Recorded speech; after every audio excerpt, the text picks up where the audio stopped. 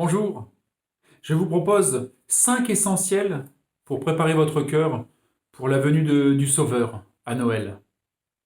Le premier, le pardon. Recevoir le pardon de Dieu et le transmettre à nos frères. Allons nous confesser, allons purifier notre cœur. Notre demeure est la demeure de l'Esprit Saint, nous le savons. Faisons de la place à l'Esprit Saint. Souvent notre cœur ressemble à ça, abîmé par le péché. Avec la confession, il redevient tout pur, tout beau, prêt à se donner. Je vous lis un passage de l'Épître aux Éphésiens.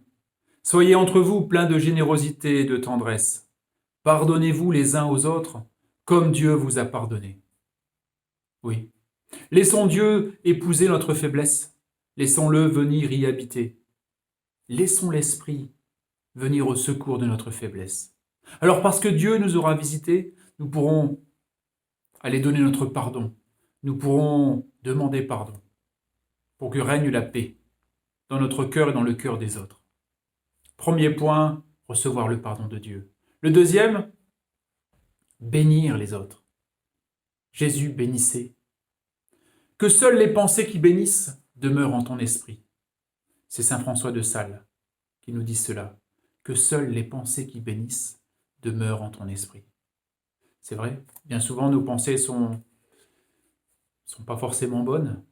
Elles peuvent juger, elles peuvent être culpabilisantes. Ça peut être des pensées de peur. C'est un Dieu de paix qui va venir vers nous à Noël. Préparons notre cœur à la paix. Bénissons les autres. Soyons des instruments de paix pour les autres. Le pardon, la paix, Marie, la Vierge Marie. Ayons un cœur doux et humble, comme Jésus, prenons Marie pour mère.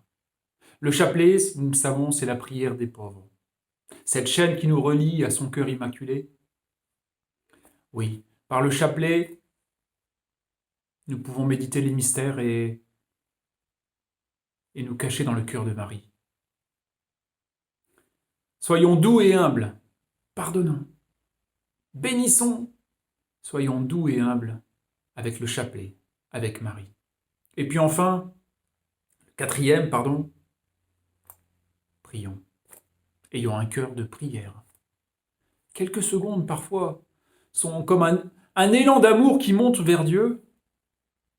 Nous ouvrons la porte de notre cœur et Dieu peut venir s'y engouffrer, peut venir nous habiter et nous transformer.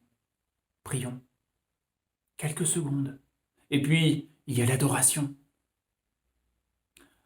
Retrouvons ce regard si beau que Dieu pose sur nous dans l'adoration. Adorons notre Créateur et notre Sauveur. L'Eucharistie. Recevons, si nous le pouvons tous les jours, Jésus dans l'Eucharistie. Et puis la parole de Dieu.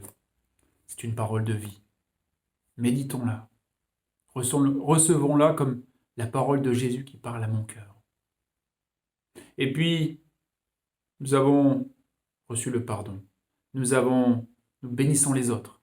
Nous avons pris Marie pour mère. Nous prions. Et enfin, parce que nous avons reçu toute la miséricorde de Dieu, nous pouvons être miséricordieux pour les autres. Soyez miséricordieux comme votre Père est miséricordieux. Nous connaissons beaucoup de gens qui sont seuls, qui sont pauvres, qui sont malades, qui sont âgés, qui souffrent d'être seuls. Allons les visiter. Allons leur transmettre Jésus, par notre sourire, par notre bénédiction, par notre joie profonde. Soyons des instruments de paix et d'amour pour les uns, pour les autres. Et alors, nous aurons les sentiments du Christ. Nous aurons cette paix vivante en nous. Et alors, quand Jésus va venir à Noël, il pourra venir s'engouffrer dans notre cœur et nous dire « Mon bien-aimé, je veux te combler. » À bientôt, soyons des saints.